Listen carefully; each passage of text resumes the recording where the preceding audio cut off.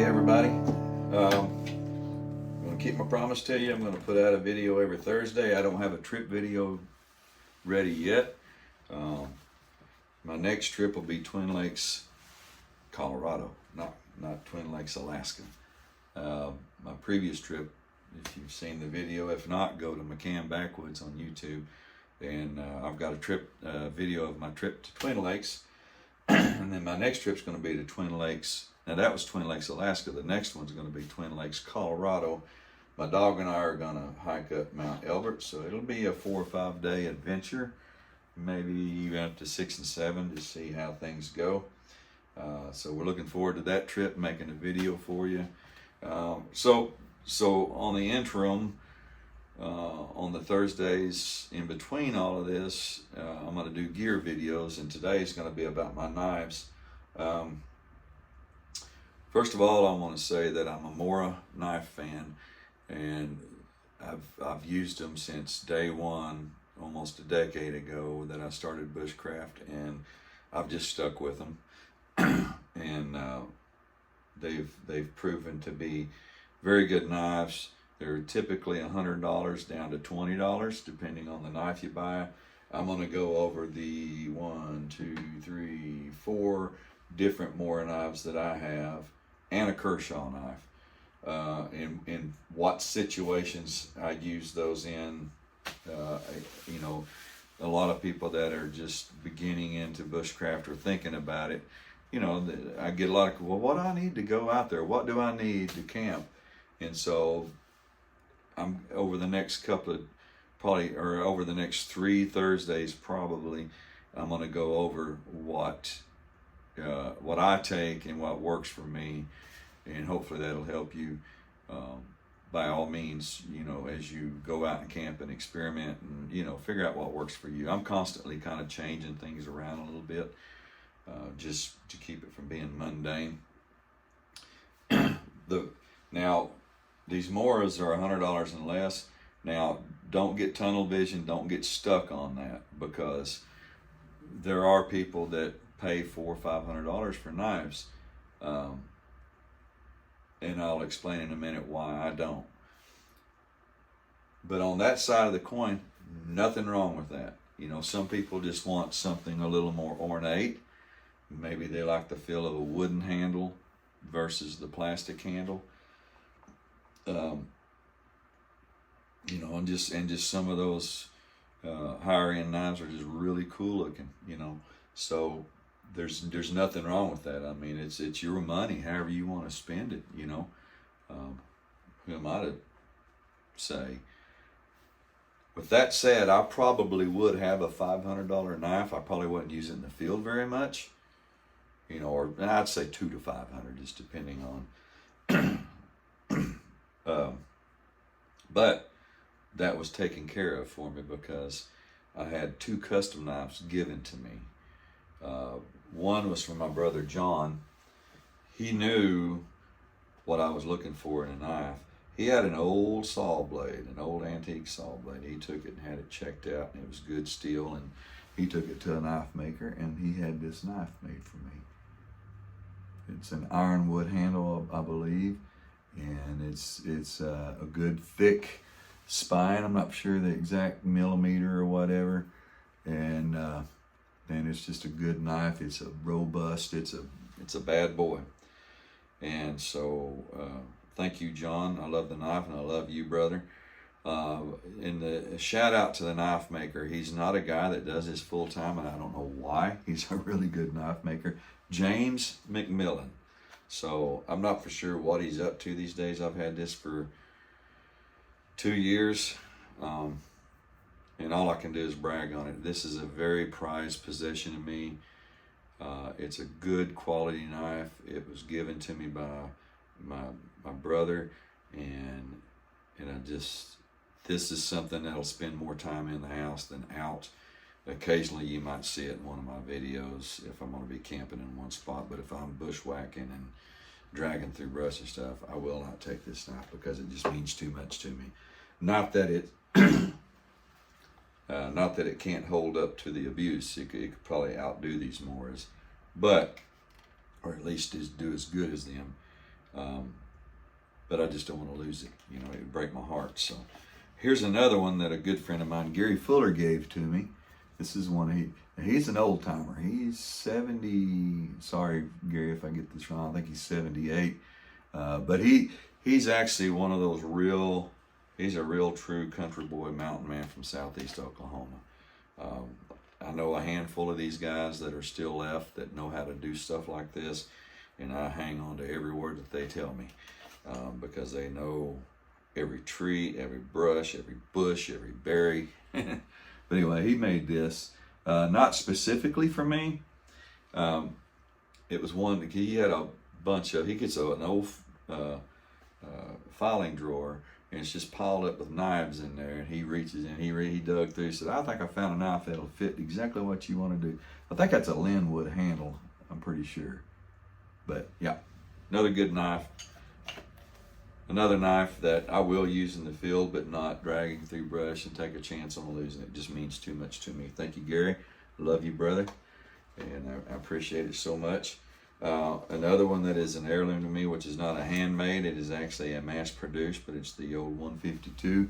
It's the old school carbon. You can see it's had its days in the field. And not to be confused with the new 152s that are China made. They don't, I think there's only one pop rivet. This has 3. The stitching is thicker and heavier. It's just a better, thicker leather. The new Chinese model. You can keep them. And they're lighter. You can tell in just the weight. They're just not the knife. So, shame on you, trade. All right, so let's talk about my Mora knives now. I'm gonna start off with the first one that I ever owned. This is running on a decade old. I bought this from Cody Lundeen at one of his classes. If you remember Cody, he was the kind of the barefoot hippie looking half of the of the Dill Survival cast that had a run for a few years there. Cody's the real deal if you need to learn skills, but this is a really good knife. I did have to 90 off the spine to use with the fire steel. Plastic sheaths, I'm going to talk more about the plastic sheaths in a minute. Anyway, Cody owns the Aboriginal Living Skills School, ALSS, in Prescott, Arizona. And he's the one that kind of gave me the push into this world that I'm so passionate about now. I'd been doing some bushcraft stuff before, and then I learned some primitive skills from him, and coupled with that, man, I was off and running. So anyway, this knife is good for fair weather. You know, Cody lives in a very arid part of the world, and so knife maintenance is not as critical there as far as maintaining the steel. Here, you know, it's one trick that I do when I'm in the field, and it's to keep my knife from pitting. I just take some of my skin oil. I know some of you folks might think that's gross, but it works really good. You know, use it to cut that summer sausage, and don't use soap and water on it. Just wipe it down, and it'll keep it from rusting in most cases.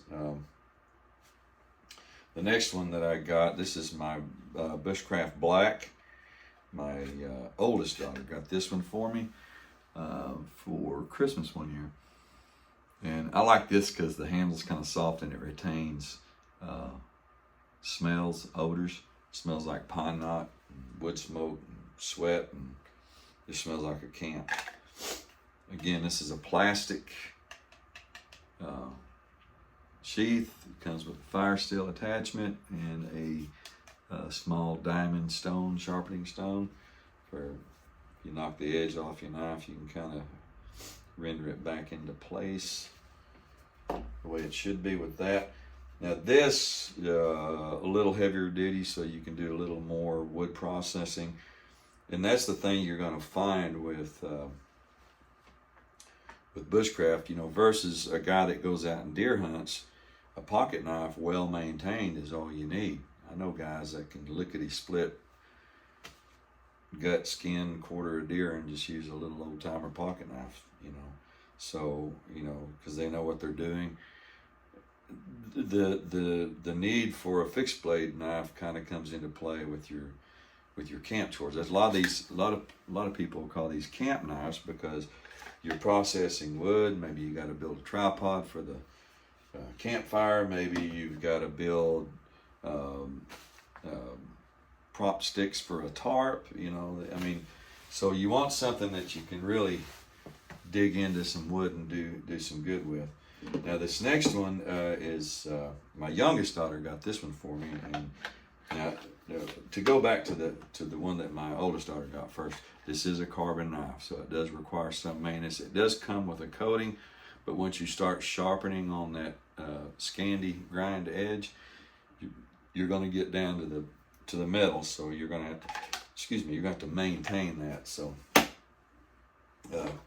but now back to the one that my youngest daughter got me, Cassidy. She's mailed this to me from Durango, Colorado. This is the Garberg, and I'd been looking at them, and you know, and, like I said, I'm kind of a budget-oriented tightwad, so I kept putting it off and putting it off. So finally, one day, she just mailed it to me. Said, "Here you go. This is a full tang. You can see it sticking out the end right there. Scandi grind, stainless steel, plastic sheath. Talk more about my ideas on the plastic sheath here in a minute.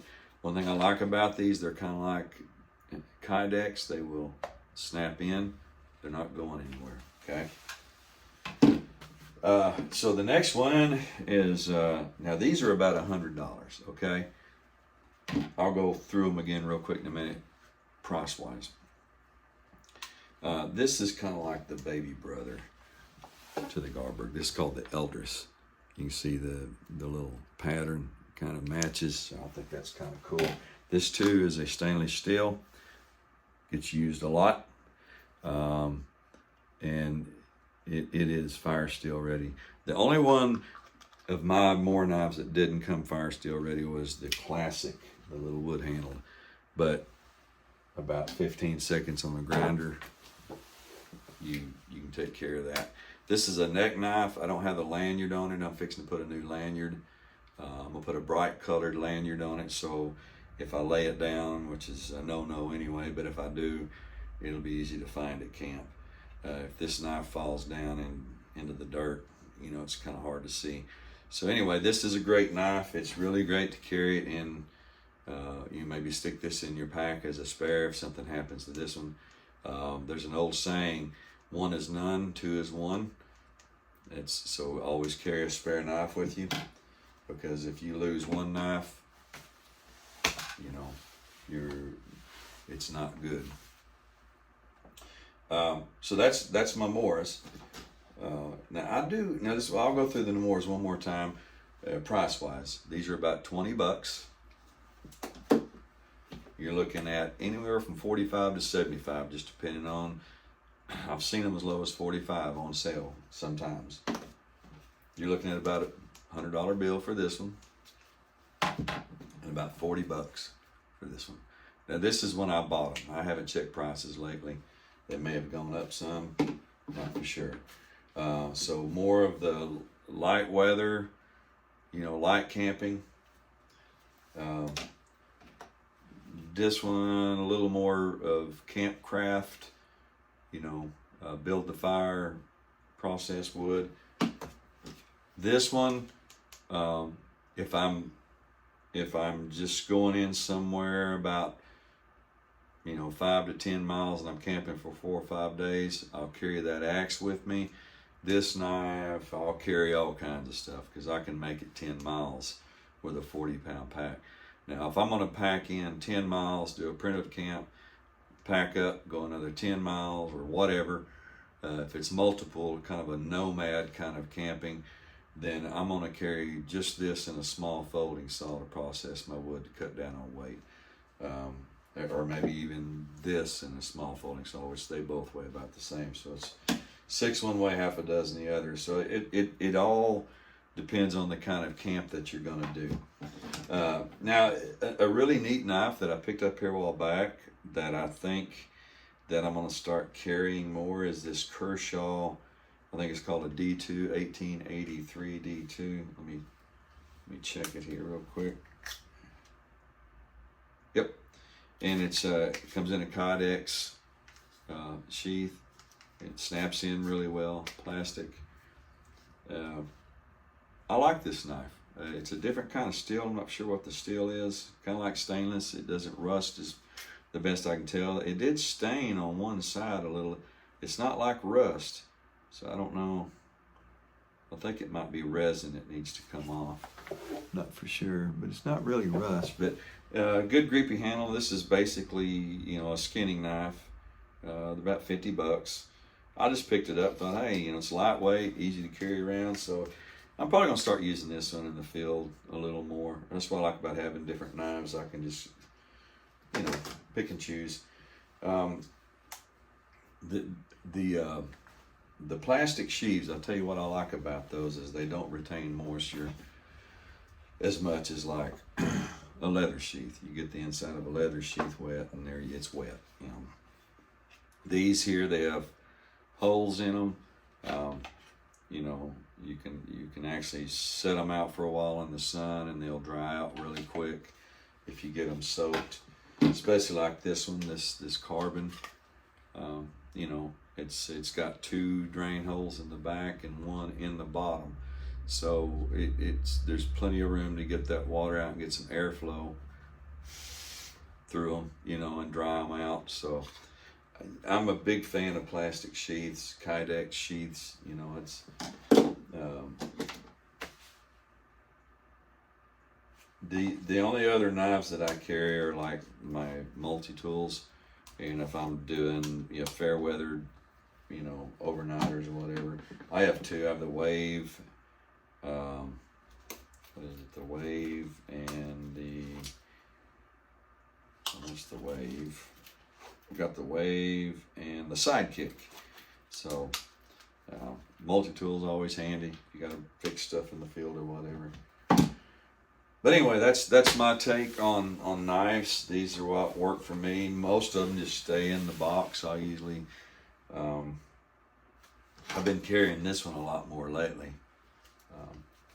But out of the 10, 7 are actually 1, 2, 3. Actually, out of the 10, 5 are what I use a lot, and that's my 4 Moras and that Kershaw. So anyway, that's besides those and my axe. That's a 19-inch small forced axe, and then I've got a Silky Gomboy saw. That's pretty much it for cutting tools. So, you know, it just depends on what your camp's going to be, how long you're going to be, how far you're traveling, and your fitness level. If you can carry a bunch of weight, or, you know, you got to design these trips for yourself. You got to hike your own hike, you know, camp your own camp. So, anyway, I hope, you know, that possibly helps somebody out there, or if you're just a Mora knife nut like me and just wanted to see what somebody else has. But anyway, I enjoy sharing this stuff with you, and feel blessed to be still out there at 57 and still able to move around and do stuff, and I hope it continues. So looking forward to seeing different videos from different people. If you don't mind, you know, just like, share, and subscribe, and help me build this channel. I'd like to network with more people. I'd like to share my trips with you. I'm not an instructor. Don't want to be an instructor. More than happy to share with what I learn, and really tickled to just be able to share these trips that I can now take, that I have the time and the resources to do, and I'm hoping to really do some cool bucket list stuff. So regardless if it's a trip or if it's just gear related, I'm going to keep kicking these videos out every Thursday. So you guys be blessed. We're almost at 20 minutes, There's 20 minutes. Y'all be blessed. See you on the next one. Thanks, guys.